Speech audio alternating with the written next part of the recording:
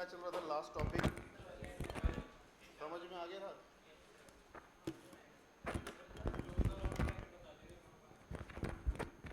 आज कुछ बच्चे नए हैं क्या? दो बच्चे? ठीक है बेटा। देखो ये आवाज़ क्यों कर रहा है? पिछली क्लास में भी कर रहा था कि हैं?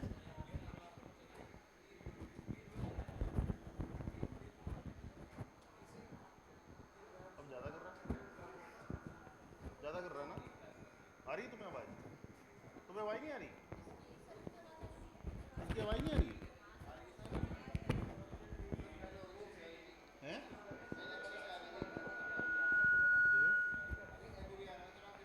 ये क्या चक्कर है? ये किसी और से फ्रीक्वेंसी मैच हो रही है क्या? ऐसा होता है क्या? चलो देखते हैं।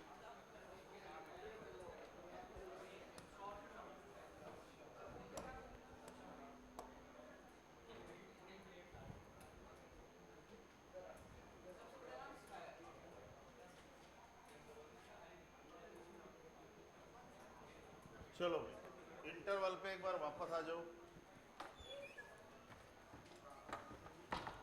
अब थोड़ा सा आज इंटरवल पे काम करते हैं, समझते हैं इसको।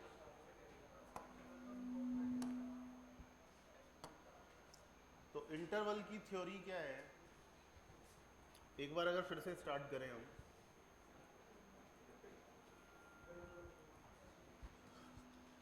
मान लीजिए ये आपके पास क्या है, रियल नंबर लाइन।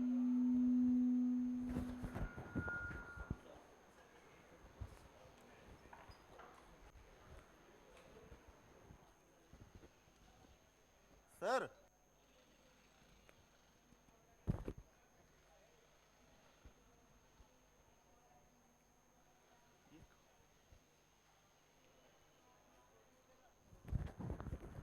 आवाज कर रहा है अजीब सी।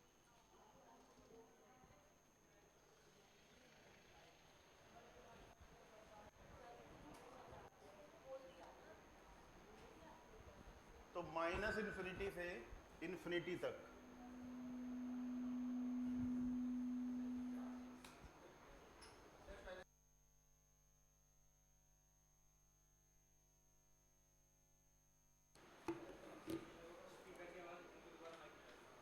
माइनस इन्फिनिटी से इन्फिनिटी तक हमारे पास एक नंबर लाइन है।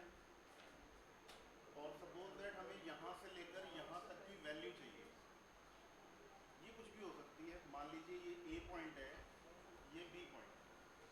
तो इसके ऊपर चार तरीके के वेरिएशन बन सकते हैं। ठीक है। सबसे पहला हम बोलेंगे कि x belongs to A to B. x belongs to A to B का मतलब है कि x की वैल्यू a से b तक ली जाएगी, लेकिन a और b क्या होंगे? एक्सक्लूडेड होंगे।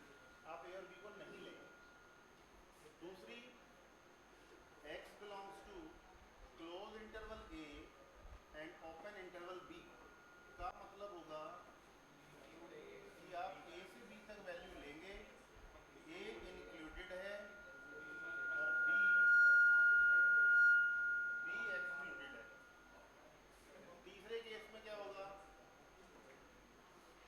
a टू b, इसका मतलब है कि a एक्सक्लूडेड है और b इंक्लूडेड है। और फाइनल होता है d x belongs to a to b। इसका मतलब है कि आप a से b तक सारी वैल्यू कंसीडर करेंगे और इंक्लूडिंग a एंड b। ठीक है। अब इसके ऊपर किस तरीके के क्वेश्चन पूछे जाते हैं, बिल्कुल जीरो लेवल से अगर मैं शुरू करूँ तो एक एग्जांपल देके आपको समझाता हूँ। जैसे मान लीजिए कहा गया कि find x if 2x minus 3 is greater then 1। देखो सिंपल सा एक example, 2x minus 3 is greater then 1। तो 2x is greater then 1 plus 3। दोनों साइड में 3 ऐड कर दो। तो 2x इज ग्रेटर देन 4। दोनों साइड 2 से डिवाइड कर दो, तो x ग्रेटर देन 4/2 यानी कि x ग्रेटर देन 2, और यहाँ पर लिखा हुआ है x ग्रेटर देन 2। इसका मतलब है कि इंटरवल की फॉर्म में लिखेंगे 2 टू इंफिनिटी। x 2 से बड़ा होना चाहिए, कुछ भी हो सकता है, 2 से बड़ा कुछ भी हो सकता है ना। तो फिर आप कहाँ तक जाएंगे, इन्फिनिटी तक। लेकिन इन्फिनिटी हमेशा क्या रहेगी, एक्सक्लूडेड है, इन्फिनिटी को आप कभी ले नहीं सकते। समझ में आ गई बात। इसी सेम क्वेश्चन में अगर यहाँ पर मैं ऐसे लिख दूँ ग्रेटर देन इक्वल टू 1, तो ये हो जाएगा greater than equal to greater than equal to greater than equal to. अब आप x को 2 ले सकते हो और यहाँ आ जाएगा स्क्वायर ब्रैकेट। समझ में आ गया दोनों का डिफरेंस एक ही क्वेश्चन के अंदर। ये आवाज़ कर रहा है।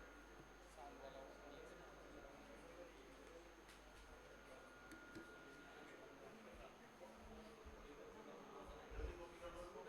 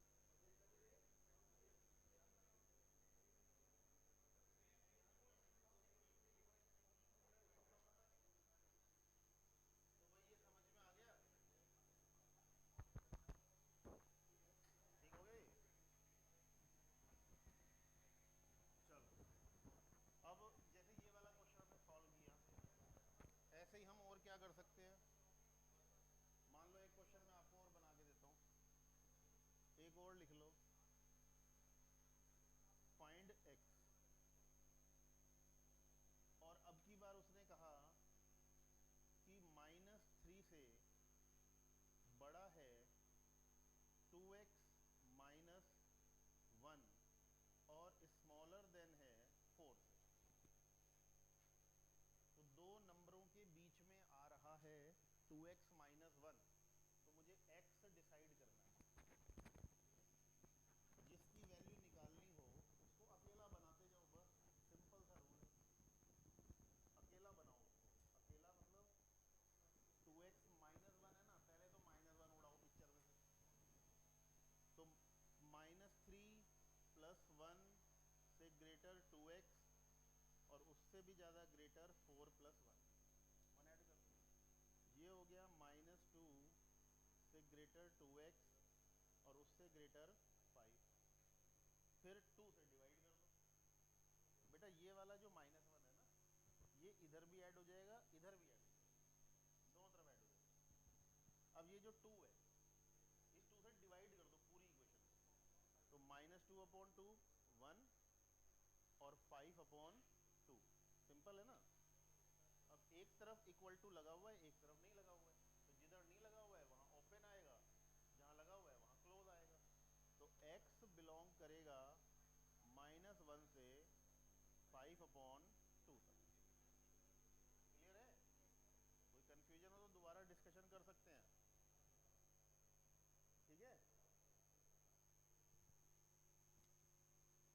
इंटरवल के 2 हो गए, थोड़ा सा और इसे आगे बढ़ाते हैं, तो एक क्वेश्चन और लिख लो।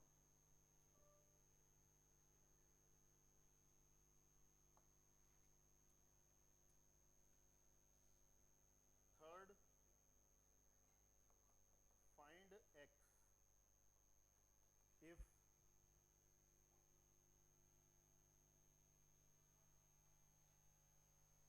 3x minus 4 is greater than minus x plus 1 and minus 2x plus 3 is greater than x minus 1। तो उसने x में 2 इनइक्वालिटी बना दी, तो कोई दिक्कत नहीं, 2 बना ले, 2000 बना ले, कोई फर्क नहीं पड़ता। आप दोनों को इंडिविजुअल सॉल्व करो, दोनों से x का आंसर आएगा। फाइनली हम कॉमन आंसर लिख देंगे, जो भी कॉमन आंसर होगा, कॉमन मतलब इंटरसेक्शन।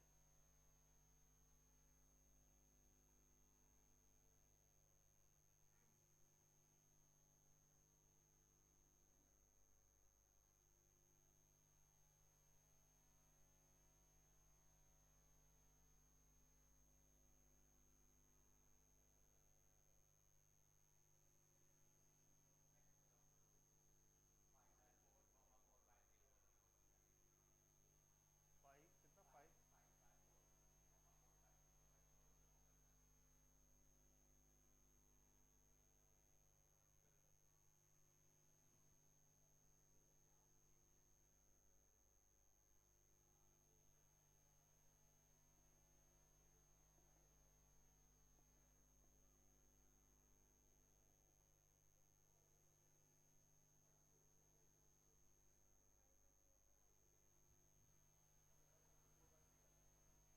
फर्स्ट पार्ट को सॉल्व करेंगे जब,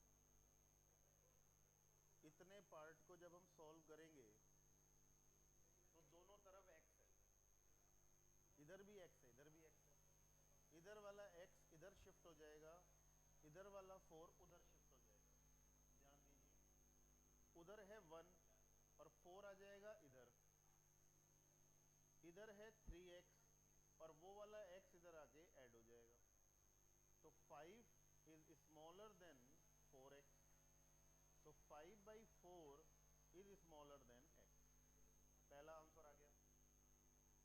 अब दूसरे पे आओ, दोनों तरफ x है, तो 1 को उधर शिफ्ट कर दो, तो 3 plus 1 is greater then 2x को इधर ले आओ, तो x प्लस 2x, तो 4 इज ग्रेटर देन 3x, तो 4/3 इज ग्रेटर देन x। तो ये कह रहा है कि x को 4/3 से छोटा लेना है, ये कह रहा है कि x को 5/4 से बड़ा लेना है। एक बात तो मुझे देखना है कि भाई दोनों बातें ठीक कह रहे हैं या कुछ गड़बड़ कह रहे हैं।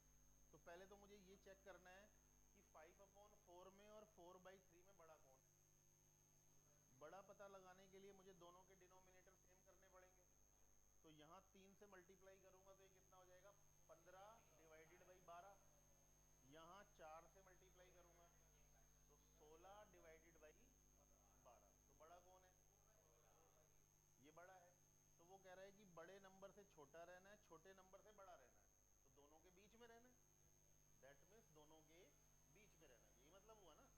तो इन दोनों को अगर कंबाइंड कर दूं तो फाइनल आंसर हुआ कि छोटे नंबर पहले लिखो और बड़ा नंबर बाद में लिखो। क्लियर होगी बात। तो ये 3 क्वेश्चन आपको समझ में आ गए। अब इंटरवल ही इंटरवल चलना है, क्योंकि अब समझ लो बढ़िया वाला मैथ अब शुरू होगा तुम्हारा, मजा आएगा जिसमें, मतलब जिसमें बुद्धि लगेगी, वो शुरू होएगा मैथ अब। तो उसकी शुरुआत इंटरवल से हो रही है। इसके बाद आएगा वेवी कर्व, फिर आएगा तुम्हारा logarithmic function, modulus function, exponential function, फिर बनेंगे असली क्वेश्चन। तो इस आर्टिकल को बहुत ही ध्यान से केयरफुली पढ़ लो, समझ लो। अभी मैं तुम्हें और वेरिएशन करा देता हूँ। लिख लिया आप लोगों ने? तो और वेरिएशन डाल देता हूँ मैं इसके ऊपर। लिखो एक क्वेश्चन,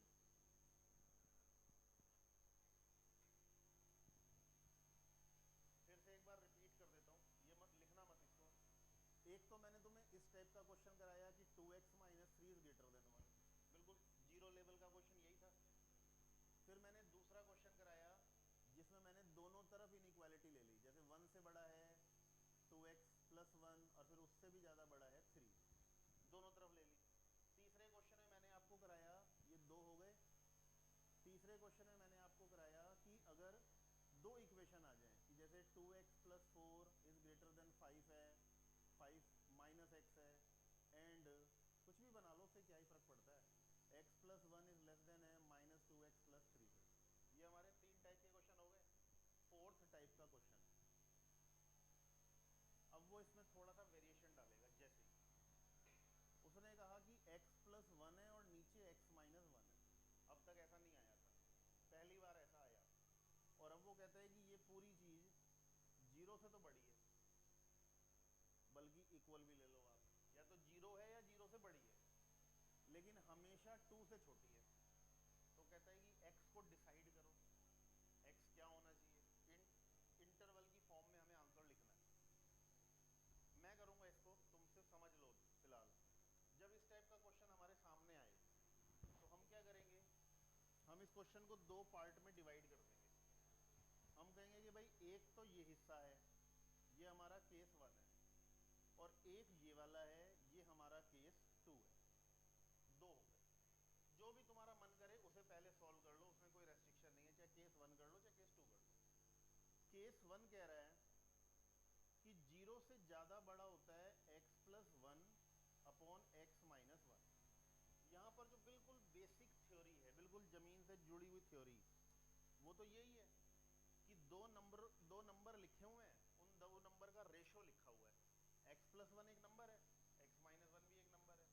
ये जो रेशो है ये हमेशा जीरो या जीरो से बड़ा है, मतलब पॉजिटिव है। और एक रेशो पॉजिटिव होने के दो कारण हो सकते हैं, या तो दोनों नंबर पॉजिटिव हैं या फिर दोनों नंबर नेगेटिव हैं। दो ही बातें हो सकती हैं, ऐसा तो हो ही नहीं सकता कि एक पॉजिटिव हो जाए एक नेगेटिव हो जाए। लेकिन ये है तो थ्योरी बिल्कुल बेसिक, लेकिन ये थ्योरी लंबी है, क्योंकि अगर तुम इस थ्योरी को लगाने बैठोगे तो पहले तो दोनों को पॉजिटिव करके सॉल्व करोगे, फिर दोनों को नेगेटिव करके सॉल्व करोगे, और फिर तुम एक रिजल्ट निकालोगे। ऐसा करने की ज़रूरत नहीं है। मैं तुम्हें इन दोनों केसेस को सॉल्व करने के बाद में जो रिजल्ट आता है वो डायरेक्ट बता रहा हूँ कि क्या होता है। बाकी अगर कोई बच्चा जानना चाहेगा कि पूरा करके दिखाओ तो मैं पूरा भी कर दूंगा। कभी भी ये वाली सिचुएशन आ जाए तो तुम्हारा आंसर डायरेक्टली क्या होगा, बिल्कुल डायरेक्टली, वो बहुत ही सिंपल आंसर है। x बिलोंग करेगा, एक नुमरेटर है और एक डिनोमिनेटर है, दोनों को ही माइंड में जीरो मान लो, जीरो मान लो। x प्लस 1 बराबर जीरो, तो x कितना आया, फिर नीचे वाले को जीरो मान लो तो x कितना आया 1। एक से माइनस 1 आया है, एक से 1 आया है। जब भी इंटरवल लिखते हैं तो छोटा नंबर पहले लिखते हैं, बड़ा नंबर -1 से 1 के बीच में आ गया, ये दो नंबर आ गए ना। कितनी बात समझ में आ गई? अब मुझे ये देखना होता है कि भाई इंटरवल क्या होगा। इंटरवल मतलब क्लोज लगाऊं कि ओपन लगाऊं, ये भी तो देखना है ना मेरे को। तो जो नुमरेटर की तरफ से नंबर आएगा उस पर तो क्लोज लगेगा, और जो डिनोमिनेटर की तरफ से नंबर आएगा उस पर ओपन लगेगा, क्योंकि डिनोमिनेटर जीरो हो ही नहीं सकता। जीरो कौन हो सकता है? नुमरेटर हो सकता है सिर्फ। तो इसका मतलब है क्लोज -1 पे और 1 पे क्या है? ओपन। लेकिन ये आंसर नहीं है, ये तो मैंने तुम्हें दो नंबर बताए हैं, आंसर ये नहीं है। आंसर क्या होगा वो सुनो। दो नंबर आगे -1 और 1। अब आंसर क्या है? आंसर इस बात पे डिपेंड करता है कि इनइक्वालिटी ग्रेटर देन थी कि स्मॉलर देन थी। अगर ग्रेटर देन थी तो इसका मतलब यह है कि -इन्फिनिटी से लेकर जो भी तुम्हारा छोटा नंबर आया था वहां तक, यूनियन बड़ा नंबर कौन आया था? 1। 1 से लेकर इन्फिनिटी तक। आंसर तो ये होगा। अगर तुम इस बात को डायरेक्टली समझ जाओ तो भाई समय बचेगा, डायरेक्टली नहीं समझ पा रहे हो तो फिर समय लगाओ, दोनों में से एक काम करना पड़ेगा। बल्कि ये बहुत आसान है, वैसे समझना मुश्किल नहीं है। फिर मैं दोबारा कोशिश करता हूँ, हो सकता है मैं नहीं समझा पाया, मैं दोबारा बताता हूँ। अगर मान लो x - a है और x - b है, ये दो एक साथ आ गए, आंसर पूरा का पूरा जीरो से क्या है? बड़ा है। ठीक है, तुमने इसको जीरो रखा, तुमने इसको जीरो रखा, एक से तुम्हें a मिला, एक से तुम्हें b मिला। जाहिर सी बात है कि दोनों में कोई तो छोटा कोई तो बड़ा होगा ही होगा। तो मैंने मान लिया कि a छोटा है और b बड़ा है, ये मान लिया मैंने। तो a लेफ्ट वाली साइड आएगा और b राइट वाली साइड आएगा। इन दो नंबर का पता लगाना तो मुश्किल नहीं है ना, दो नंबर पता चल गए। अगर ग्रेटर देन जीरो है तो a से लेकर -इन्फिनिटी तक आंसर, यूनियन b से लेकर +इन्फिनिटी तक आंसर। अब मुझे देखना है कि इंटरवल में मैं क्लोज कहां लगाऊं और ओपन कहां लगाऊं।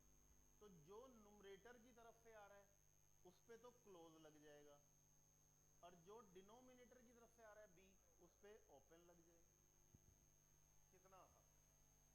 अब अगर तुम कहते हो कि ये थ्योरी उल्टी हो गई, तो उल्टी का मतलब अगर ये लेस देन जीरो आ गया तो लेस देन जीरो आ गया तो मेरे भाई लेस देन जीरो आ गया तो ये आंसर भी छोड़ दे, ये भी छोड़ दे, बीच वाला आंसर ले ले, ए टू बी। बताओ, रख पाओगे इस बात को याद? अच्छा, याद रखने में दिक्कत है, कोई दिक्कत नहीं, पूरा प्रोसीजर से भी क्वेश्चन को कर लेते हैं, पूरे प्रोसीजर से भी करके देख लो। क्या होगा? या तो दोनों पॉजिटिव या तो दोनों नेगेटिव। तो केस 1 में पहला केस बन गया, केस 1 का पहला केस क्या बन गया कि both are positive, x+1 is greater than zero and x-1 is only greater than zero. क्यों? क्योंकि बेस कभी भी जीरो नहीं हो सकता। इसको सिंप्लीफाई करो तो x -1 से बड़ा होना चाहिए, और ये कह रहा है कि x 1 से बड़ा होना चाहिए। एक नंबर लाइन बनाओ, नंबर लाइन बनाओ, ये कह रहा है कि वैल्यू -1 से बड़ी ले ले, और ये कह रहा है कि 1 से बड़ी ले ले। मुझे ऐसा आंसर बताना है जिसके लिए दोनों एग्री हो, दोनों एग्री हो, मुझे वो आंसर बताना है। ये कह रहा है -1 से इन्फिनिटी ले ले, ये वाला, और ये कह रहा है 1 से इन्फिनिटी ले ले। मुझे ऐसा आंसर बताना है जिसके लिए दोनों एग्री हो। बताओ।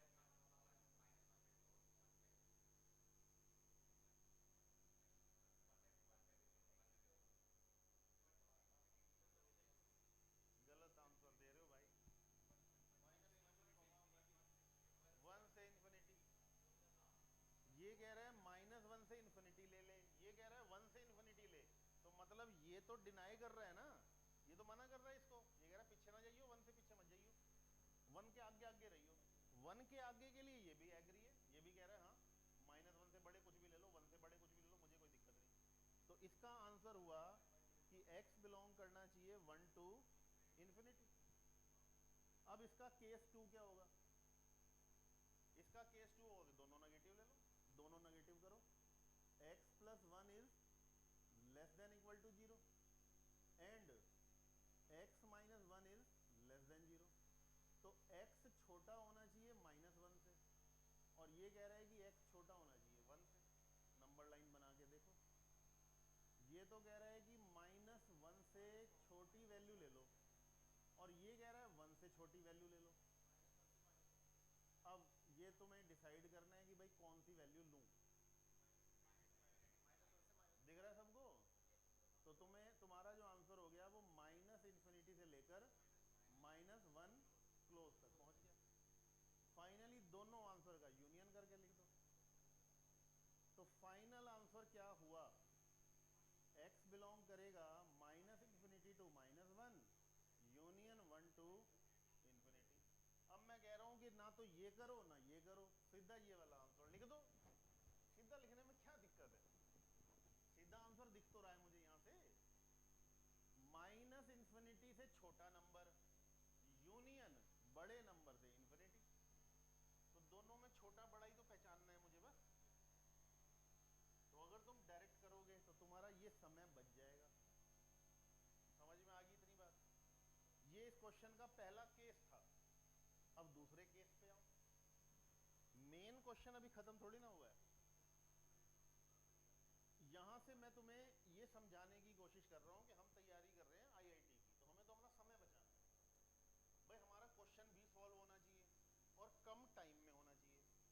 अगर मान लो हमारा क्वेश्चन तो सॉल्व हो गया लेकिन टाइम लग गया हमें 10 मिनट, तो ये हमें नुकसान हो गया, फायदा नहीं हुआ हमें। 10 मिनट में क्वेश्चन होने चाहिए थे 4, हम कर रहे हैं 1, तो हम तो 1 घंटे में 6 ही क्वेश्चन कर पाएंगे। तो फिर समय कैसे बचे? क्योंकि ये तो बड़े बड़े कैलकुलेशन, बड़े बड़े क्वेश्चन आएंगे ही आएंगे। तो हम अपना समय जिन चीजों में बचा सकते हैं वहां बचाने की आदत डालें अभी से ही। तो ये वेस्ट है हमारे लिए, ये भी वेस्ट है हमारे लिए। हमारे लिए डायरेक्ट ये है, इन्हें पकड़ना है हमें डायरेक्ट। समझ गए ना? अब केस नंबर 2 पे आओ। केस नंबर 2 क्या है कि x plus 1 upon x minus 1 किससे छोटा होना चाहिए? 2 से। यहां पर तो जीरो नहीं है, जिसमें जीरो होगी वो तो आसान होगा, जिसमें जीरो नहीं होगी वो आसान नहीं होगा। अब वो कह रहा है कि 2 से छोटा। तो यहां पर ये गलती बिल्कुल मत करना कि डिनोमिनेटर की इधर मल्टीप्लाई कर दी। ये गलत है, बिल्कुल रॉन्ग प्रोसीजर है। डिनोमिनेटर की इधर मल्टीप्लाई करना नहीं कर सकते, क्योंकि हमें पता ही नहीं कि डिनोमिनेटर पॉजिटिव है कि नेगेटिव। तो क्या करते हैं, 2 को इधर लाओ। तो x plus 1 upon X minus 1 -2 is less than 0। LCM low. x plus 1 -2x plus 2 upon x minus 1 is less than 0। x में से 2x गया, minus x plus 2 upon X minus 1 क्या हुआ? 3। ओके ओके ओके, 3 कर लो। यहां तक पहुंच गए हैं? नहीं नहीं, एक्स माइनस 1 तो कभी भी मल्टीप्लाई नहीं हो सकता। हमें क्या पता एक्स माइनस 1 पॉजिटिव है कि नेगेटिव? बेटा चाहे जीरो हो तो भी तो कोई फर्क गलत है ना। जैसे माइनस का 4/3 जीरो से छोटा है, एग्री?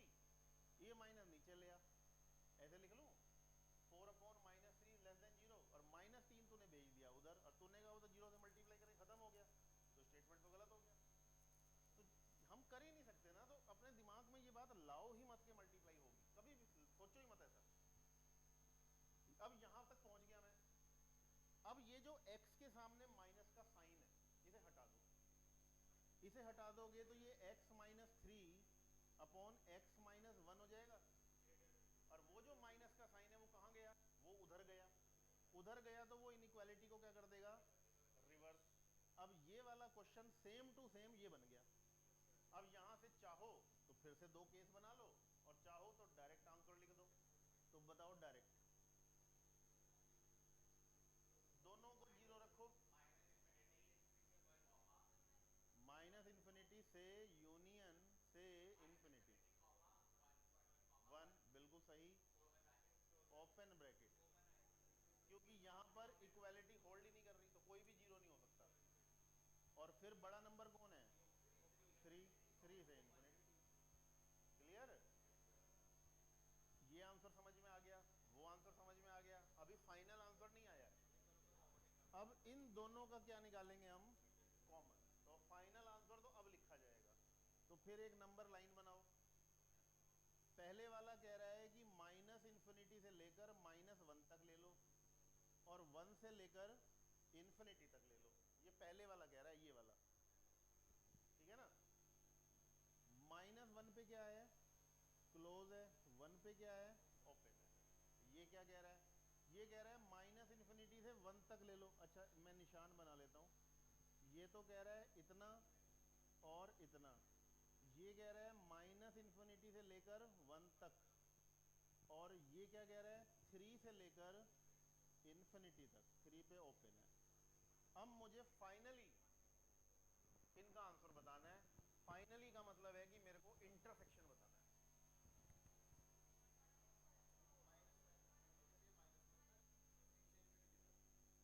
फाइनल आंसर बताइए।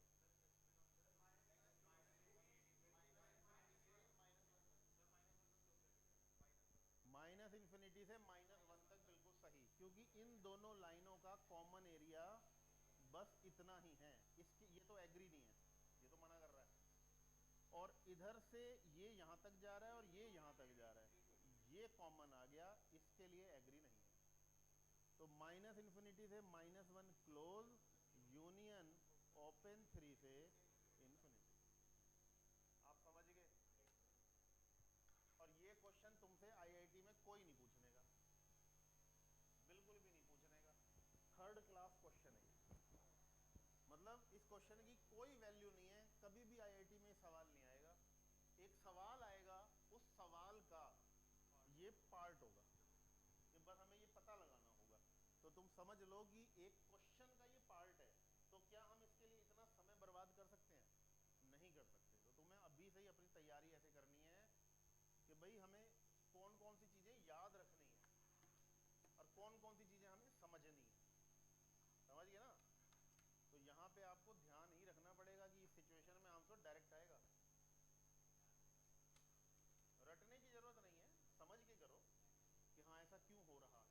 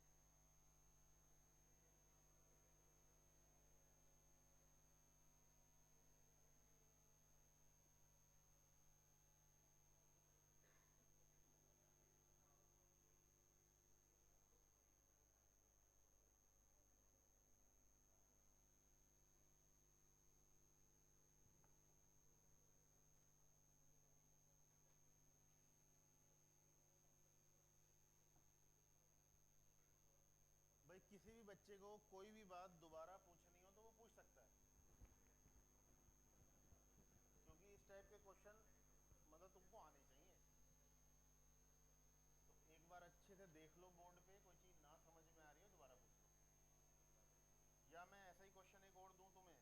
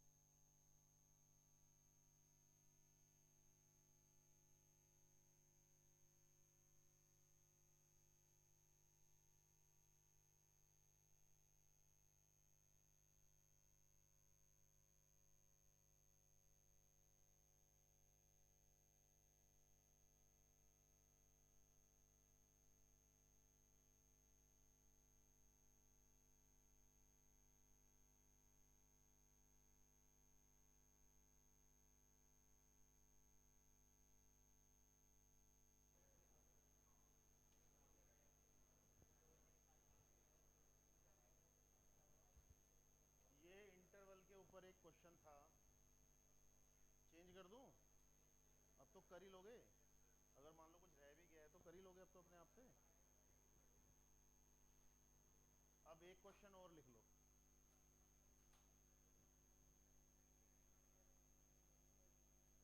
If A B A set such that X, मतलब ए के अंदर एक्स है, such that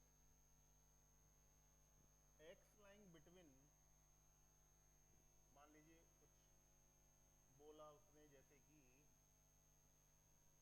x minus one into X plus one is less than zero, ये बोल दिया, जहां पर x कोई रियल नंबर है, where x is a real number, ऐसे बोल दिया उसने, ठीक है।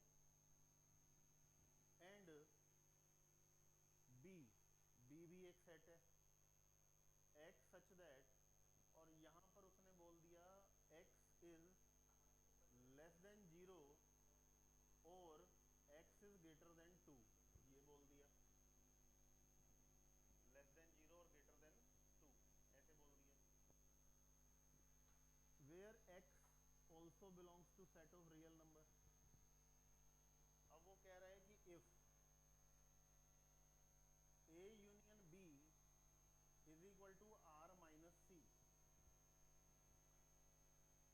A union B is equal to R minus C, जहां R क्या है, सेट ऑफ रियल नंबर है, A तुम्हारे सामने लिखा हुआ है, B तुम्हारे सामने लिखा हुआ है, देन फाइंड C।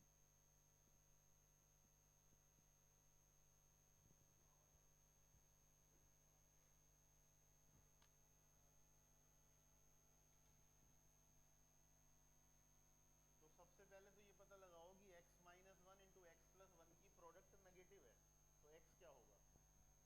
यहां पर मैं तुम्हारी थोड़ी हेल्प करना चाहूंगा। मैंने अभी तुम्हें इससे पहले वाले क्वेश्चन में ये बताया कि अगर x minus A upon X minus B greater than zero आ जाए, तो मैंने तुम्हें कहा कि तुम समझ जाओ कि x होगा माइनस इन्फिनिटी से जो भी इनमें छोटा है वहां तक, और यूनियन जो बड़ा है वो उससे लेकर इन्फिनिटी तक, यही बताया। ये थ्योरी किसके लिए बताई, डिवीजन के लिए। तो जो इंटेलिजेंट बच्चे होते हैं ना वो समझ जाते हैं, वो बच्चे ऐसे समझते हैं कि डिवीजन में बेसिक थ्योरी क्या है। बेसिक थ्योरी तो ये है कि बोथ आर पॉजिटिव या बोथ आर नेगेटिव, इसी थ्योरी पे तो ये बना है ये फार्मूला। तो अगर हम इसकी जगह पर ये वाला क्वेश्चन बना लें कि x minus A into X minus B is greater than zero, तो यहां पर बेसिक थ्योरी यहां पे भी तो वही होगी कि बोथ आर पॉजिटिव और बोथ आर नेगेटिव, तो फिर इस थ्योरी का आंसर भी तो यही होना चाहिए। तो चाहे डिवीजन आ जाए चाहे प्रोडक्ट आ जाए, क्या ही फर्क पड़ता है, आंसर तो यही रहेगा। हाँ, तो थोड़ा सा वेरिएशन आ जाएगा अगर इक्वल का साइन आ गया तो, क्योंकि न्यूमरेटर जीरो हो सकता है, डिनोमिनेटर नहीं हो सकता, और इस केस में तो कोई दिक्कत है नहीं, तो दोनों जीरो हो सकते हैं, ये बात से मैं एग्री करता हूँ। इसमें तो स्मॉलर देन है, तो स्मॉलर देन के लिए क्या बनेगा,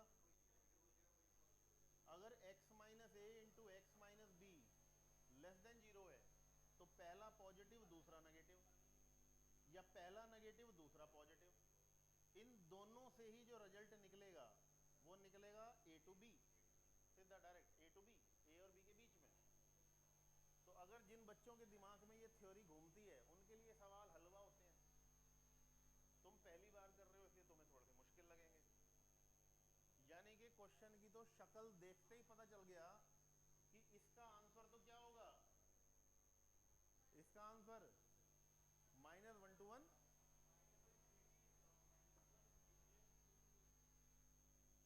minus infinity minus one, two to infinity और ओपन क्लोज, सब पे ओपन, और ये आंसर तुम सी का बता रहे हो।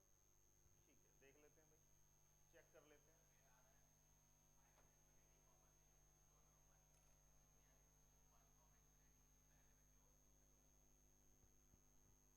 ठीक है, देख लेते हैं भाई। अच्छा,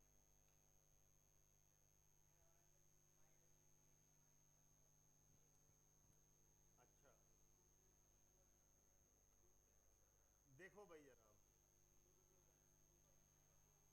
ए मुझे मुझे दिया हुआ है x such that x minus one x plus one is less than zero where x is real number, यही क्वेश्चन है।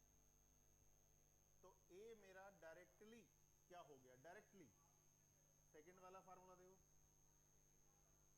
x minus a x minus b less than zero, तो x belongs to minus one to one लिख दूं। अब b पे आ जाओ, तो b तो मेरा वैसे ही दिख गया मेरे को। b में क्या लिखा है कि x को या तो जीरो से छोटा ले लो या दो से बड़ा ले लो। तो अगर मैं जीरो से छोटा लूं तो माइनस इन्फिनिटी से जीरो, और अगर मैं दो से बड़ा लूं तो टू से इन्फिनिटी। तो ए भी आ गया, बी भी आ गया। इसे बना लो नंबर लाइन पे, माइनस इन्फिनिटी से प्लस इन्फिनिटी। ये क्या कह रहा है, ये कह रहा है कि माइनस वन से वन के बीच में वैल्यू लेनी है, यानी कि ये ए है। और बी क्या कह रहा है, माइनस इन्फिनिटी से लेके जीरो तक वैल्यू लेनी है, और जीरो इंक्लूडेड है, यानी कि ये वैल्यू लेनी है, ये बी है। और फिर दो से लेकर इन्फिनिटी तक लेनी है, ये भी बी है। मेरे को चाहिए यूनियन। यूनियन का मतलब क्या होता है, सब कुछ उठा लो। यूनियन का मतलब है सब कुछ ले लो जो भी तुम्हें नजर आ रहा हो। तो माइनस इन्फिनिटी से वन भी आ जाएगा, माइनस वन से वन भी आ जाएगा, लेकिन इतना पोर्शन तो दोनों में कॉमन है ना, तो एक ही बार तो लोगे सेट के अंदर, दो बार थोड़ा ना लोगे। तो माइनस इन्फिनिटी से जीरो तक लोगे तो ये कवर हो गया, जीरो से वन रह गया, लेकिन वो लेना पड़ेगा। तो जीरो से वन लेना पड़ेगा, तो माइनस इन्फिनिटी से वन डायरेक्टली ले लो। तो माइनस इन्फिनिटी से लेकर वन तक, और यूनियन टू से लेकर इन्फिनिटी तक। माइनस इन्फिनिटी से प्लस वन, बेटा यूनियन कर रहे हैं, इंटरसेक्शन थोड़ी ना कर रहे हैं हम। यूनियन में तो सब कुछ आएगा ना।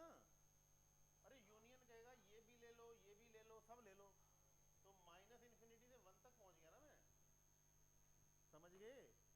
अब वो कह रहे हैं कि ये आंसर जो है वो r माइनस सी के बराबर है। यानी कि अब जरा ध्यान से देखो इस पिक्चर में, इस ये जो तुम्हारा आंसर आया है, इस आंसर को अगर मैं फिर से प्लॉट करूं दोबारा, तो मेरा आंसर ये आया है कि माइनस इन्फिनिटी से लेकर वन तक, और टू से लेकर इन्फिनिटी तक, मेरा आंसर ये है। समझ रहे हो कि नहीं। इस आंसर को अगर मुझे r माइनस सी की फॉर्म में लिखना हो, तो यही तो हुआ सी। तो इस आंसर को लिख सकता हूं r माइनस, बताओ क्या, अब बोलो, बताओ भाई। ये तो क्लियर है ना कि वन से टू ही है आंसर, बस ओपन क्लोज ही तो डिसाइड करने हैं, बताओ। वन पे क्लोज, शाबाश, बिल्कुल सही जवाब। क्यों, क्योंकि आप r माइनस कर रहे हो, तो माइनस कर रहे हो तो साइन उल्टा कर देना, ओपन है तो क्लोज कर देना, क्लोज है तो ओपन कर देना।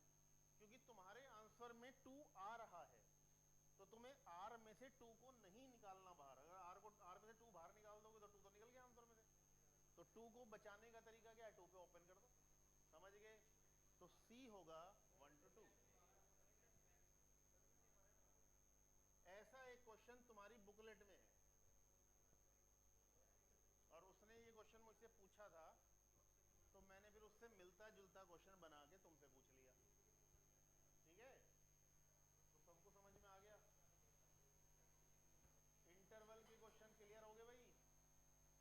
अब तुम्हारे मन में कोई भी सवाल आ रहा हो पूछ लो, इंटरवल से रिलेटेड कोई भी सवाल पूछना है, कोई अपने दिमाग में क्वेश्चन बना के पूछ लो कि अगर ये कंडीशन हो तो क्या करेंगे। सोचो, इस तरीके से सोच के देखो कि अगर ऐसा हो गया तो क्या करेंगे।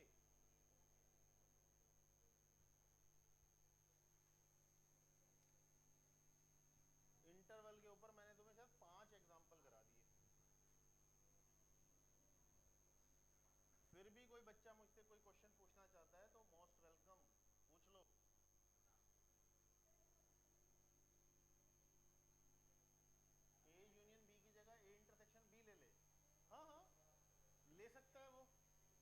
एक क्वेश्चन आया है बच्चे के दिमाग में कि अगर हम इसी क्वेश्चन में, सेम क्वेश्चन में, अगर हम यूनियन की जगह इंटरसेक्शन लिख दें तो क्या इस सवाल को भी सॉल्व किया जा सकता है? ऑफ कोर्स किया जा सकता है। A intersection B, A intersection B का मतलब होता है कॉमन। तो देख के बताओ कॉमन क्या है? कॉमन है सिर्फ -1 से 0। तो ये तो हो गया -1 से 0। अब बताओ ओपन ओपन क्लोज बताओ। -1 पे ओपन और 0 पे क्लोज। अरे भाई ए है -1 से 1, तो 0 तो उसमें शामिल है, और इस पे 0 पे क्लोज लगा हुआ ही है। ये आ गया। अब इसको r - c की फॉर्म में लिखना है, तो क्या घटा दूं? अरे r - क्या घटा दूं बताओ? -इन्फिनिटी से -1। यहाँ पे ओपन है तो यहाँ क्लोज लगा दो। अच्छा, और फिर और यूनियन 0 पे ओपन और से लेकर इन्फिनिटी। और इसको एक ऐसे सिंपल ब्रैकेट में बंद कर लेते हैं। ये जो बाहर वाला ब्रैकेट है ये कोई इंटरवल नहीं है, ये वैसे ही ब्रैकेट है। ये किसको बता रहा है? सी को बता रहा है। समझ गए? और कुछ सोच लो, और किसी बच्चे के दिमाग में कोई बात आ रही हो तो सोच लो भाई। हाँ बताओ, दोबारा देख लो, नो इशू। मैं आपको चारों फार्मूले लाइन से लिखवा देता हूं। अगर x माइनस एल्फा और x माइनस बीटा हो और ये आ जाए लेस देन 0, तो डायरेक्ट आंसर है आपका x belongs to alpha comma beta. ठीक है? हाँ बता रहा हूं बेटा। ठीक है, ये समझ में आ गया। अब अगर मैं यहां पर, ये तो पहला बन गया, अगर मैं यहां पर इक्वल टू लगा दूं, ऐसे कर दूं, मतलब वो सेम चीज है, इक्वल टू लगा दूं, तो आंसर हो गया alpha comma beta in close interval. अब आपका सवाल कि ग्रेटर देन 0 आ जाए तो क्या होगा? तो ग्रेटर देन 0 आ जाए तो x बिलोंग करेगा -इन्फिनिटी से लेकर एल्फा यूनियन बीटा से लेकर इन्फिनिटी। और अगर आप कहते हो कि greater than and equal to 0 आ जाए तो भैया क्लोज कर देना, -इन्फिनिटी से अल्फा यूनियन बीटा से इन्फिनिटी। यही होना है। यहां पर मैं मान के चल रहा हूं कि मेरा अल्फा छोटा है और बीटा बड़ा है, क्योंकि कोई तो छोटा और कोई तो बड़ा होगा ही होगा। वो तुम्हें क्वेश्चन से पता चल ही जाएगा। जो फार्मूले डिवीजन मल्टीप्लाई के लिए हैं वही फार्मूले डिवीजन के लिए हैं, सेम टू सेम। बस कहां ध्यान रखना है? जब इक्वल टू 0 आएगा, क्योंकि डिवीजन में डिनोमिनेटर 0 नहीं हो सकता। तो इक्वल टू वाले केस में बीटा पे ओपन आ जाएगा, इस वाले में भी और इस वाले में भी। ओपन वाले में कोई प्रॉब्लम नहीं है। समझ गए?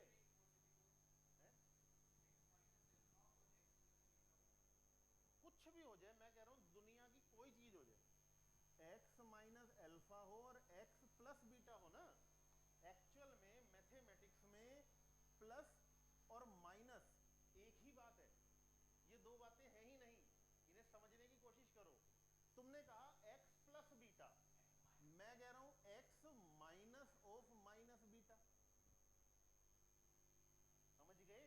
तो तुम्हें दो फार्मूले पढ़ने की जरूरत ही नहीं, तुम एक ही पढ़ो बस।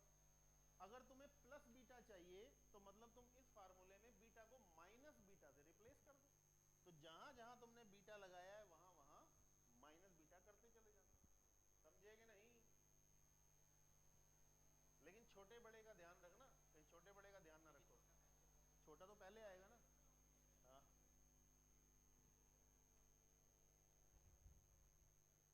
तो प्लस, हाँ बताओ। हाँ समझ में आ गया? और कोई दिमाग में आ रहा हो थॉट, कुछ भी आ रहा हो? हाँ बताओ।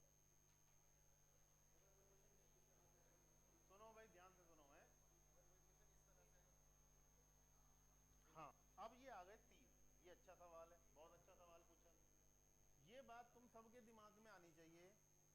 कि ये जितने भी फार्मूले पूछे बताए जा रहे हैं ये तो दो दो फैक्टर के बताए जा रहे हैं। अब इनकी संख्या 3 हो गई तो 4 हो गई तो इसी के लिए पढ़ाया जाता है wavy curve method. Wavy curve method इसीलिए बनाया गया था कि भाई जब दो वाली थ्योरी तो हम डायरेक्ट लिख लेंगे, लेकिन अगर 4 जने आ गए तो डायरेक्ट नहीं लिख पाएंगे ना, तो फिर हम चलेंगे वेवी से। वो 4000 को भी निकाल देगा। 4 तो बहुत छोटी चीज है, हर तरीके से दुनिया के हर तरीके के क्वेश्चन को निकाल देगा। अभी कर रहा हूं मैं। भाई किसी को बच्चे को मुझसे कुछ और पूछना है? टाइम बताओ, क्लास को खत्म होने में हमारे पास आधा घंटा है ना, अभी आधा घंटा है, ठीक है। इसमें कुछ और नहीं पूछना फिर? बेटा 5 करा चुका हूँ, एक एक टॉपिक पे अगर 10-10 क्वेश्चन कराऊंगा तो मुझे तो हजारों टॉपिक कराने हैं। 5 क्वेश्चन में भी तू बात नहीं समझ पा रहा, कमाल है। अरे तेरे को एक आइडिया मिल गया ना, ऐसे ऐसे करते हैं। अब बुकलेट में क्वेश्चन होंगे, वहां से देखियो।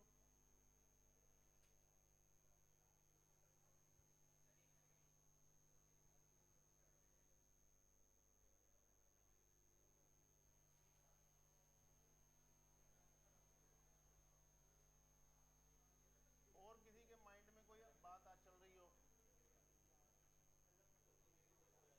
इन इन दोनों के दिमाग में चलता रहता है कुछ ना कुछ। तुम इतने क्लोज फ्रेंड कैसे हो गए हो, मुझे समझ नहीं आ रही तुम्हारी बात। हो गया? वेवी कर्व लगाएंगे अब, क्योंकि अब ये मेथड इतना, मतलब इसकी लिमिटेशन है, इसके आगे ये बढ़ेगा नहीं।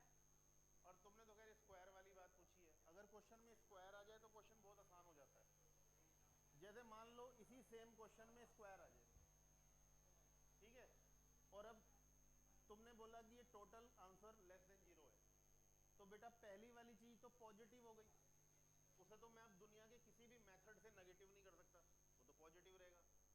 तो मेरा जो दूसरा ब्रैकेट है उसे हर हाल में क्या होना पड़ेगा? नेगेटिव। तो मेरा क्वेश्चन बदल इतना रह गया कि मुझे इसको सॉल्व करना है नेगेटिव मान के, क्योंकि पहला वाला तो मेरा पॉजिटिव है हमेशा, समझ गए ना? तो स्क्वायर आने का ये हम बेनिफिट उठाएंगे। नेक्स्ट आर्टिकल लिखो।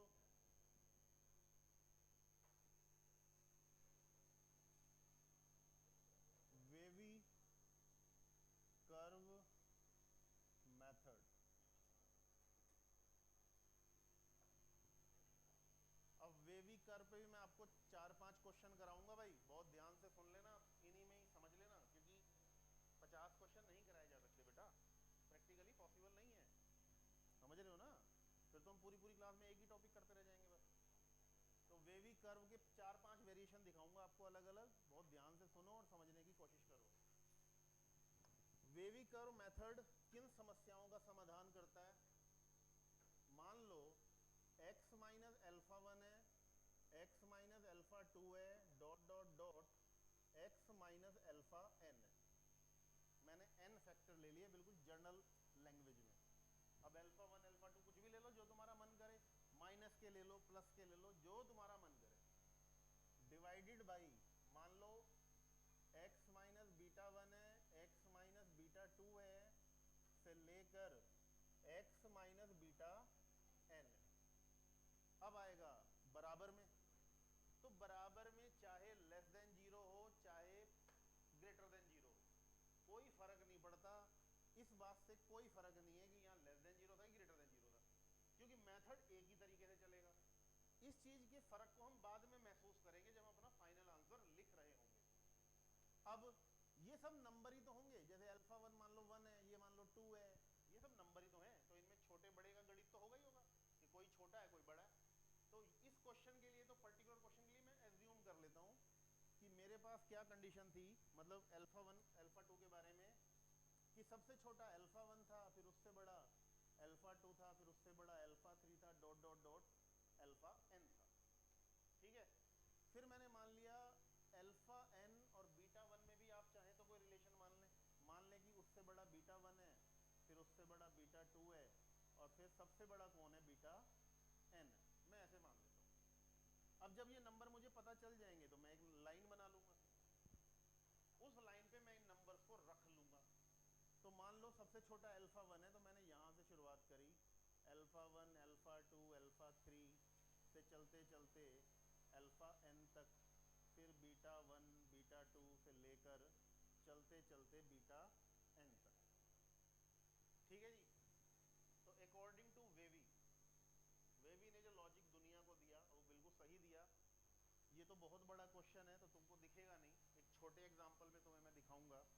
उसने ये कहा कि इस सिनेरियो में हमेशा जो सबसे बड़ा नंबर होगा उसके राइट हैंड वाली साइड पॉजिटिव आएगी। समझने की कोशिश करो। मान लो बीटा n तुम्हारा 100 है, ये 100 लिखा है यहाँ पे 100, तो ये 100 से आगे की कहानी है ना, 100 से इन्फिनिटी तक की। तो उसने कहा कि इस टाइप के क्वेश्चन में x की वैल्यू अगर 100 से बड़ी रख दोगे तो ये ओवरऑल आंसर पॉजिटिव आ जाएगा। तो ठीक तो कह रहा है वो, गलत कहाँ कह रहा है। जब ये सबसे बड़ा है बीटा n और ये 100 है और मैंने रख दिया 101, तो 101 में से 100 गया पॉजिटिव। बीटा n से जो पहले वाले नंबर हैं वो बीटा n से छोटे हैं, मतलब 100 से भी छोटे हैं। अब तुम x में से, x कौन है 101, 101 में से नंबर घटा रहे हो जो 100 से क्या हैं, छोटे हैं, तो सब पॉजिटिव ही तो आएगा। तो सिंपल सी बात है। तो उसने कहा कि ये पॉजिटिव आता है। उस ओवरऑल आंसर पॉजिटिव हो सकता है। उसने हमसे पूछा है कि जब जब आंसर नेगेटिव हो रहा हो वो x बता दे। क्वेश्चन वाला तो ये कह रहा है कि जब जब x नेगेटिव हो रहा हो वो आंसर बता दे। तो हमने आंसर निकाला पहला पॉजिटिव, तो हम कहेंगे कि हम ये वाला आंसर लेंगे ही नहीं क्योंकि ये हमारी कंडीशन को सेटिस्फाई नहीं कर रहा। समझना बात को। अरे नहीं समझ रहा। अरे अगर x 0 से छोटा लिखा है तो मैं ये कह रहा हूँ मैं x को यहाँ 5 रखूंगा, तो 5 पे आंसर कैसा आएगा, पॉजिटिव। लेकिन मुझे आंसर लेना कैसा है, नेगेटिव, तो मैं 5 नहीं लूंगा ना। 5 तो बस मैं रख के देख रहा हूँ, तो ऐसे ही मैं रख के देख रहा हूँ, लूंगा थोड़ी ना। समझ गए। अकॉर्डिंग टू वेवी कर्व अगर ये पॉजिटिव आ गया तो उसके बाद के सारे साइन क्या होंगे, अल्टरनेटिव चलेंगे। ये पॉजिटिव तो ये, फिर उससे पहले वाला, फिर उससे पहले वाला, बस ऐसे ही चलता चला जाएगा सीक्वेंस। समझ गए। बीटा n से पहले मैं बीटा n-1 ले लेता हूँ यहाँ पे ताकि कंफ्यूजन ना हो तुम्हें। तो ये होगा नेगेटिव, फिर उससे पहले वाला पॉजिटिव, फिर ऐसे ही कहानी चलती चली जाएगी। अब ये पता नहीं कौन से नंबर पे होगा, मुझे नहीं पता। तो मान लो अगर ये पॉजिटिव है तो ये नेगेटिव होगा, फिर ये अगर मान लो पॉजिटिव है तो ये नेगेटिव होगा, फिर ये पॉजिटिव होगा। According to wavy curve method ये लॉजिक लगेगा, इसे उतारने की जरूरत नहीं है, उतारना मत इसको। वेवी ने ये थ्योरी दुनिया को दी थी। अब इस थ्योरी को हम सिंप्लीफाइड फॉर्म में कर लेते हैं, यानी कि कुछ नंबर बना के कर लेते हैं ताकि तुम्हें चमके कि हाँ भाई हो रहा है ऐसा। तो एक छोटा क्वेश्चन ले लेते हैं, x-1, x-2, x-3 अपॉन में x+1, x+4 और x+5, और ये पूरा का पूरा आंसर क्या मान लिया हमने, पॉजिटिव। ठीक है। तुमने क्या करना है, एक लाइन बनानी है, सबको 0 रखो, रखो भाई 0, 1 2 3, -1, -4, -5, सबसे छोटा कौन, -5, फिर उसके बाद फिर फिर फिर 3, बस यही नंबर है। अकॉर्डिंग टू वेवी कर्व दिमाग लगाने की जरूरत ही नहीं। ये वाला क्या आएगा, उससे पहले वाला, उससे पहले वाला, फिर नेगेटिव, फिर पॉजिटिव, फिर नेगेटिव, फिर पॉजिटिव। तुम्हें अब आंसर कौन सा चाहिए, पॉजिटिव। तो जहां जहां पॉजिटिव दिख रहा हो वो आंसर लेता चल। तो x कितना हो गया, -इन्फिनिटी से, अब सवाल आया कि -5 पे इंटरवल कैसा लगाऊं, क्लोज की ओपन। अब तुम उसमें ये देख लो कि जो जो डिनोमिनेटर से आया है, जो जो डिनोमिनेटर से आएगा वो तो नेगेटिव, वो सॉरी वो तो ओपन, और जो जो नुमरेटर से आएगा वो क्लोज। तो डिनोमिनेटर से कौन आया है, -5, -4 और -1, और नुमरेटर से 1 2 एंड 3। समझ गए। तो हाँ बता।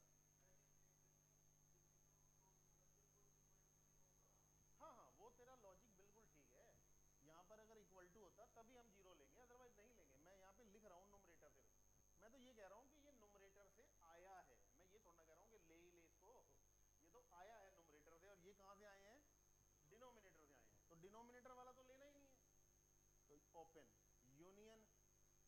अगला पॉजिटिव कहाँ है, यहाँ है, -4 से -1, ओपन ही रहेगा ना बेटा।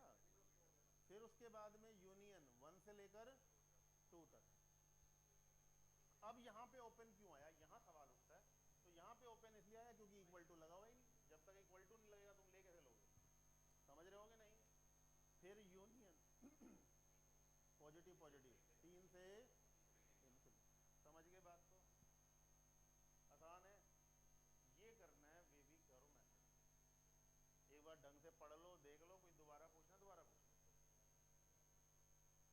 इसी के पैरेलल में एक एग्जांपल मैं और लिख देता हूँ, x-1 और x + 100 डिवाइडेड बाई x और x - 50 और लेस देन इक्वल टू 0। आसान सवाल।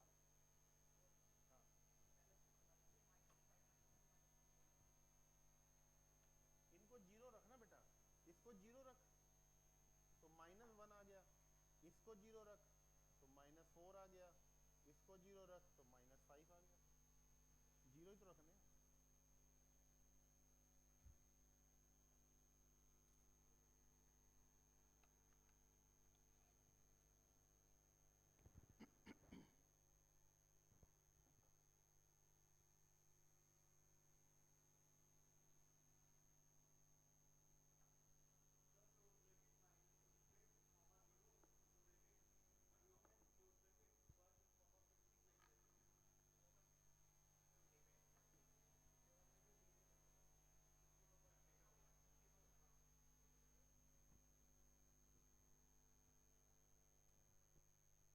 चारों को 0 रखो, सबसे पहले 1, फिर 50, फिर माइनस का 100 और फिर ये भी तो है 0, तो 0 लगभग यहाँ, ठीक है। अकॉर्डिंग टू वेवी कर्व कुछ सोचना ही नहीं, ये वाला, ये ये पॉजिटिव, ये नेगेटिव, और इसके बाद वाला मुझे आंसर कौन सा चाहिए, नेगेटिव। तो मेरा x होगा -100 से लेके, अब मुझे देख रहे हैं ओपन और क्लोज, तो -100 कहाँ से आया है, नुमरेटर से, और यहाँ पे इक्वल टू लगा हुआ है, तो मैं क्लोज लगा सकता हूँ। 0 मेरा कहाँ से आया है, डिनोमिनेटर से, डिनोमिनेटर कभी क्लोज हो ही नहीं सकता, ओपन। यूनियन 1 से लेके 50, 1 मेरा कहाँ से आया है, 1 नुमरेटर से, तो क्लोज, और 50 मेरा कहाँ से आया है, डिनोमिनेटर से, तो ओपन। समझे कि नहीं, पर वो समझ में आ रही है बात कुछ के नहीं आ रही है। फिर भी भाई किसी को कोई डाउट है दोबारा भी डिस्कशन कर सकते हैं, कोई प्रॉब्लम नहीं है, बता भाई तू, वो बता, क्लियर। अब इन सवालों को देख के मन में कुछ विचार आ रहा हो कि यार अगर ये ना हो के ये होता तो क्या होता,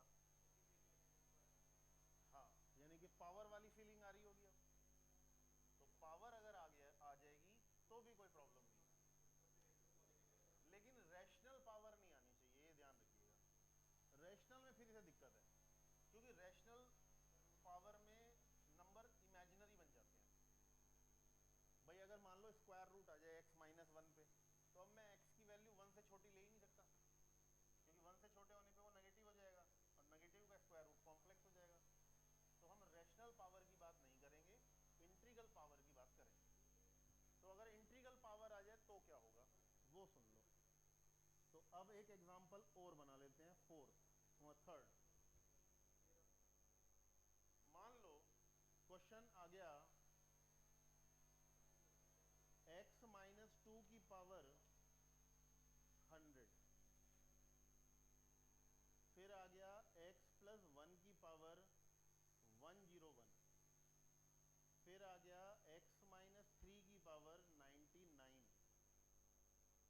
फिर डिनोमिनेटर में आ गया x की पावर 1000, फिर आ गया 2x माइनस 1 की पावर 10, और फिर आ गया 3x प्लस 1 की पावर 11। 6 फैक्टर मैंने ले लिए, पावर मैंने 3 बार इवन ले ली और 3 बार ओड ले ली, और तुम्हारी मर्जी, चाहे तुम ग्रेटर देन इक्वल टू 0 के लिए क्वेश्चन सॉल्व कर लो, तुम्हारी मर्जी चाहे तुम लेस देन इक्वल टू के लिए कर लो, उससे कोई फर्क नहीं पड़ने वाला है। ओवरऑल आंसर नेगेटिव कैसे आ जाएगा?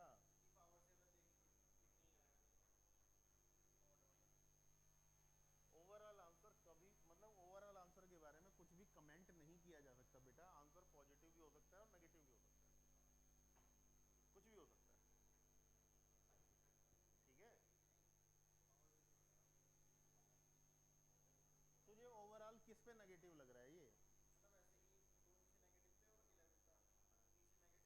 एक्स मान ले 4 है, 4 रख के देखिए, 4 में से 3 गया, प्लस 4 और 1 5, प्लस 4 3 12 और 1, प्लस 4 दूनी 8 में से 1 गया, प्लस प्लस प्लस सब प्लस।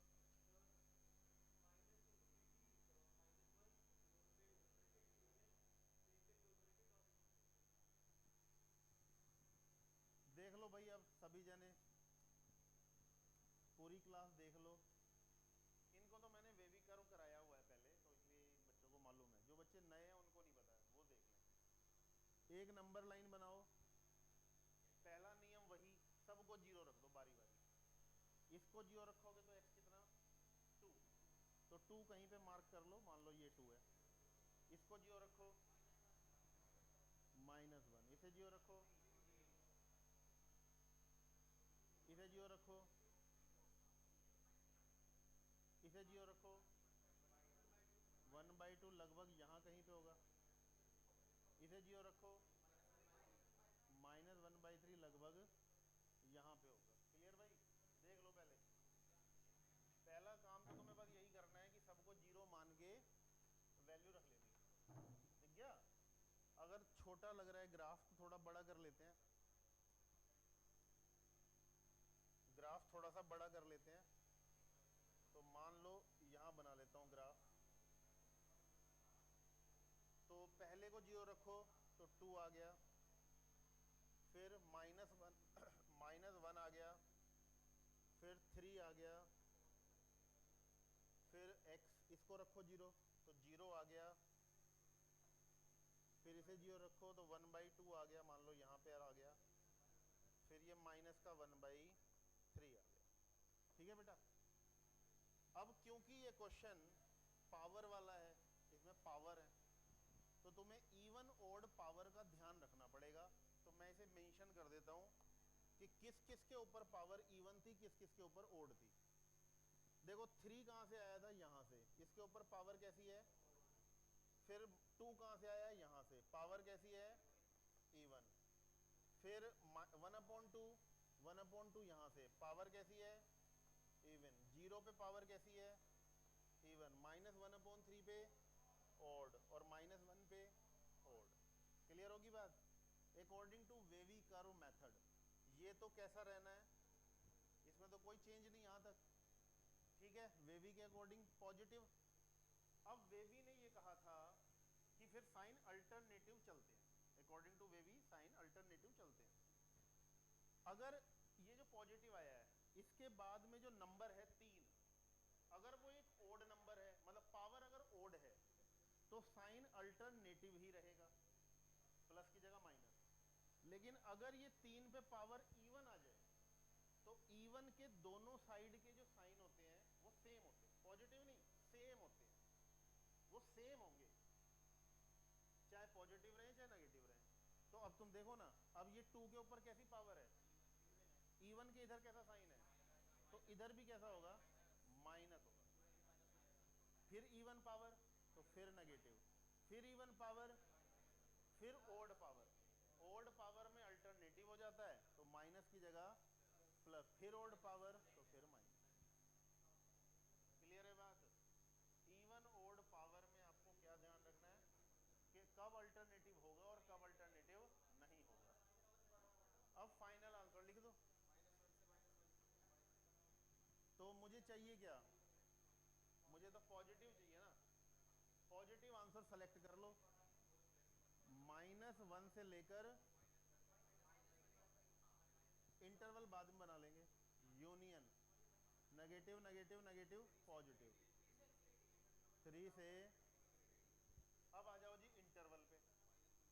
अगर यहां पर इक्वल टू 0 है तो सिर्फ नुमरेटर वाली जगह पे क्लोज आ सकता है।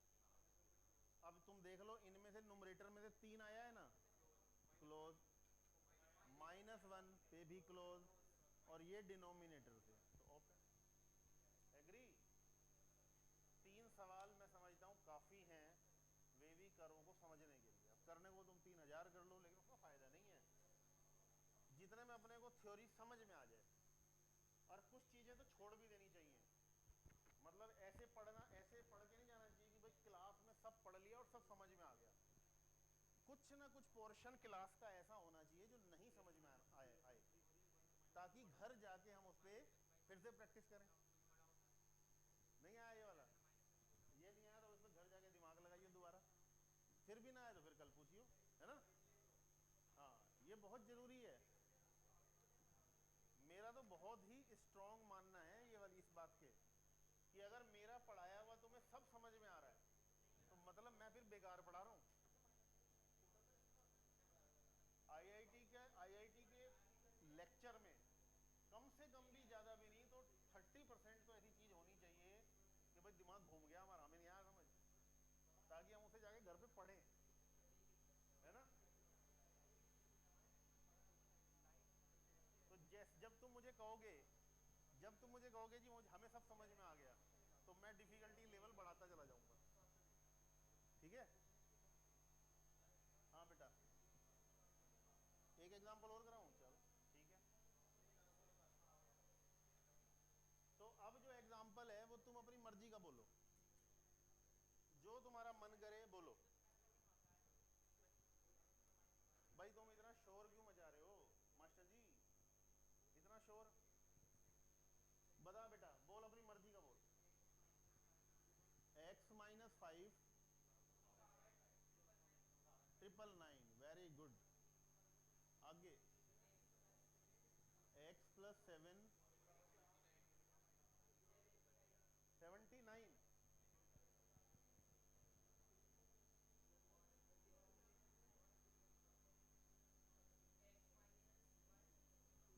x-1 1000,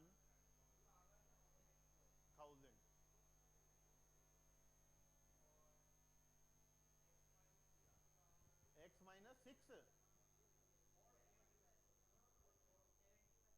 71। क्या लेना चाहोगे इसको, लेस देन इक्वल टू 0। देखो ये क्वेश्चन है, ठीक है बेटा। नंबर लाइन बनाओ, सबको 0 रखो। इससे कौन आएगा 5, इससे कौन आएगा -7, इससे कौन आएगा 1, और यहां से कौन आएगा 6। अब इवन ओड पावर देख लो, 5 के ऊपर ओड, -7 के ऊपर ओड, 1 के ऊपर इवन, और 6 के ऊपर ओड। ये बात क्लियर हो गई। वेवी के अकॉर्डिंग राइट हैंड साइड क्या होगी, पॉजिटिव, और ओड के बाद में अल्टरनेटिव चलेगा, तो ये अल्टरनेटिव के हिसाब से माइनस, फिर ओड आ गई, फिर अल्टरनेटिव, लेकिन फिर इवन आ गई, और अगर इवन आ गई तो सेम चलेगा, तो पॉजिटिव, फिर ओड आ गई, फिर अल्टरनेटिव। क्लियर। तुम्हें आंसर चाहिए नेगेटिव, तो -इन्फिनिटी से लेकर -7 तक, यूनियन 5 to 6। अब आप देख लो ओपन और क्लोज, जो नुमरेटर की साइड से आ रहा है उस पर क्लोज लगा दो, तो एक तो 5 आ रहा है और एक माइनस का 7 आ रहा है, बाकी सब कुछ या तो इन्फिनिटी है या डिनोमिनेटर से है। क्लियर। ये हमारा हो गया वेवी कर्व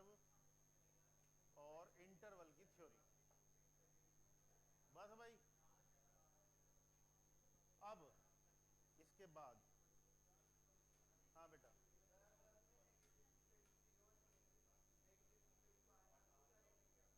अरे भाई चुप हो जाओ, 1 मिनट, क्या कह रहा है दोबारा बता।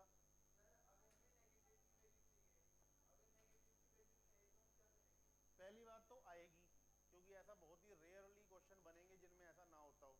लेकिन अगर मान ले हो भी जाए ऐसा इत्तेफाक, तो फाइव, उसमें कौन सी बात है, फाइव लिख दे। बेटा ये ऐसे नहीं बनते, तो इन्फिनिटी कोई नंबर ही नहीं है ना, तो कोई सेंस ही नहीं बनती कि पावर इन्फिनिटी आ जाए।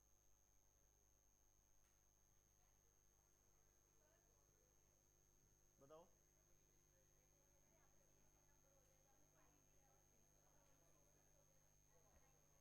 यहाँ पर भी 6 हो जाए और वो ऊपर भी 6 हो जाए, तो काट लो इन्हें आपस में, पहले उन्हें काट लो ना।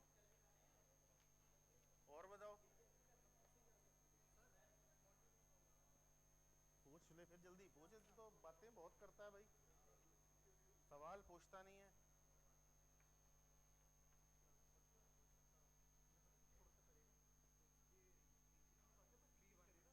B1 ही तो क्लास में कराया है, B1 ही तो कराया है, ध्यान से पढ़। अभी कराया ना R-C वाला क्वेश्चन। कौन सा? फोर्थ। भाई एक आधा ही क्वेश्चन हो पाएगा, ज्यादा नहीं हो पाएंगे, बस टाइम हो गया। लो भाई एक क्वेश्चन लिख लो, मॉड्यूल का एक क्वेश्चन है, फोर्थ। लेट x बराबर n belongs to natural number such that 1 से ज्यादा बड़ा है n और n से ज्यादा बड़ा है 50। ठीक है, तो तुम्हारे पास x ये हो गया, तो मतलब x की वैल्यू हो गई 1 2 3 से लेकर 50 तक के नेचुरल नंबर। अब a क्या है, n कोई x को बिलोंग करता है और n is a multiple of 2।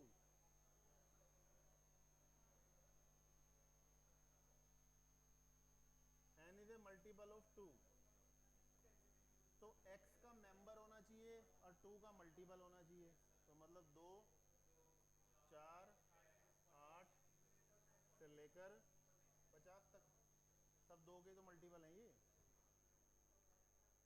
उसके बाद b क्या है, n कोई x का मेंबर है और n is a multiple of 7, is a multiple of 7, तो ये आ गया 7 आ गया, 14 21 28 35 42 और 49। Then the number of element in the smallest subset of x containing both a and b। तो x का एक ऐसा सबसेट बताओ जिसमें a भी आ जाए और b भी आ जाए। तो a और b में जो कॉमन है वो निकाल दे। a और b में एक तो 14 कॉमन है, 28 है, ये ये इसमें भी है और उसमें भी है। 2 से लेके 50 में कितने एलिमेंट हो गए, 25। 25 में ये वाले 3 आ चुके हैं, तो ये 3 नहीं लेने, तो इसमें 1 2 3 4 बचे। अभी ये 4 और ये 25 होने चाहिए ना उस सबसेट के अंदर। अरे इस x का एक सबसेट बनाना है, तो उस सबसेट में कम से कम 25 और 4 29 एलिमेंट तो होने ही होने चाहिए। अगर ये 29 एलिमेंट नहीं लेगा तो वो कवर नहीं करेगा इन दोनों को। उसमें 7 में उसके में बचेंगे, तो 7 वाले में से 3 हटा दिया। 7 में से 3 हटा दिया ना मैंने, समझ गए। इस ए यूनियन बी कह ले, हाँ ए यूनियन बी कह ले। ठीक है भाई, आगे बात समझ। चलो फिर बाकी काम कल